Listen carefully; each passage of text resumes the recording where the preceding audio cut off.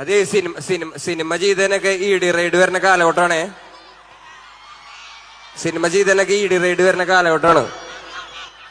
അപ്പൊ ആരെ കുറിച്ച് എന്തൊക്കെ സംസാരിക്കണം മനസ്സിലാവുന്നുണ്ടല്ലോ മക്കൾക്ക്. അപ്പൊ സമാധാനമായിട്ട് നിങ്ങളുടെ സാമൂഹിക അവസ്ഥയിൽ എന്തൊക്കെയാണ് നടക്കണം എന്നൊക്കെ ഉള്ള ബോധമുള്ള ആൾക്കാരെ കേട്ടിരുന്നോളോ. ദയവ് ചെയ്ത് 2 പാട്ട് കൂടി ഞാൻ കുടുംബത്തിൽ പോകണം. പാട്ട് പാടി ഞാൻ കുടുംബത്തിൽ പോകും. നിങ്ങൾ തന്നെ നോക്കിയോളോ. മനസ്സിലാവണ്ട. കോളേജിലൊക്കെ പോണ പിള്ളേരാണ്. ഭയങ്കര പൊളിറ്റിക്കലി അറിവുള്ള പിള്ളേരൊക്കെ ആയിട്ട് വളർന്നോളൂ പ്ലീസ്. കാരണം നിങ്ങൾ മാത്രമുള്ള ഇനി കാരണന്മാരെ പൊട്ടത്തരം കാണിച്ച് നടക്കണാണ്. നമ്മുടെ രാഷ്ട്രീയ സാധനങ്ങളൊക്കെ കാണണല്ലേ നിങ്ങൾ. എല്ലാ ദിവസവും വാർത്തയും ഒക്കെ വായിക്കുന്ന ആൾക്കാരല്ലേ. ഭയങ്കര അറിബോറാണ് പോയിക്കൊണ്ടിരിക്കുന്നത് മക്കളെ. നിങ്ങൾ മാത്രം ആകെ ഒരു ഹോപ്പുള്ള.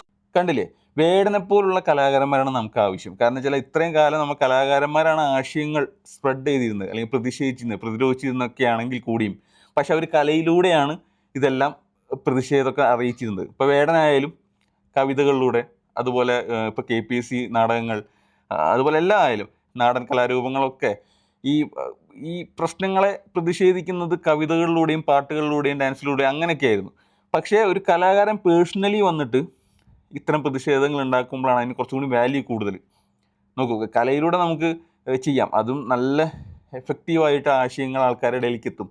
പക്ഷെ ഒരു പേഴ്സണലി ഒരാൾ വരുന്നത് തന്നെ നമുക്ക് വളരെ പ്രശംസനീയമാണ്.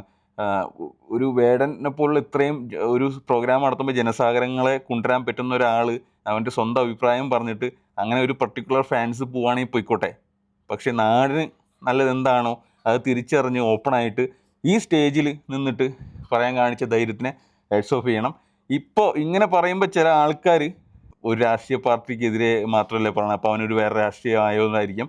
പക്ഷേ തികച്ചും വേടൻ ഒരു സാമൂഹ്യ പ്രതിബദ്ധതയുള്ള ഒരു മനുഷ്യനാണെന്നുള്ളത്. അവന് വേണമെങ്കിൽ പരിപാടി നടത്തി കാശ് വാങ്ങിച്ചങ്ങോട്ട് പോയാൽ മതി. പക്ഷേ ആ പരിപാടിക്കിടയിൽ അവനെ കൊണ്ടാവുന്ന രീതിയിൽ കാര്യങ്ങൾ സ്പ്രെഡ് ചെയ്യാൻ, ആൾക്കാരോട് സംസാരിച്ച് ആശയവിനിമയം നടത്താനായിട്ട് ശ്രമിക്കുന്നുണ്ടെന്നുള്ളത് നിങ്ങൾക്ക് ഈ വീഡിയോ കൂടി കണ്ടാൽ മനസ്സിലാവും. നമ്മുടെ അപ്പനെ അമ്മനെ സ്നേഹിച്ച് മക്കളെ ഒരിക്കലും തോന്നുന്നുണ്ടോ അപ്പനെ കൊല്ലാന്നൊക്കെ? മനസ്സിലാവുന്നുണ്ടോ? ഇതൊക്കെ നടക്കുന്നത് ബേസിക്കലി സിന്തറ്റിക് ഡ്രഗ്സിന്റെ ഇൻഫ്ലുവൻസ് കൊണ്ട് മാത്രമാണ്. ഇത് കേൾക്കുമ്പോ വിഷമിക്കില്ല. ഇത് ഭയങ്കര ഒറിജിനൽ ആയിട്ടുള്ള, ഇത് ഭയങ്കര റിയൽ ആയിട്ടുള്ള കാര്യമാണ്. സിന്തറ്റിക് ഡ്രഗ്സ് നമ്മുടെ പിള്ളേരുടെ തലച്ചോറിനെ തിന്നോണ്ടിരിക്കുന്നതാണ് മക്കളെ. പ്ലീസ്.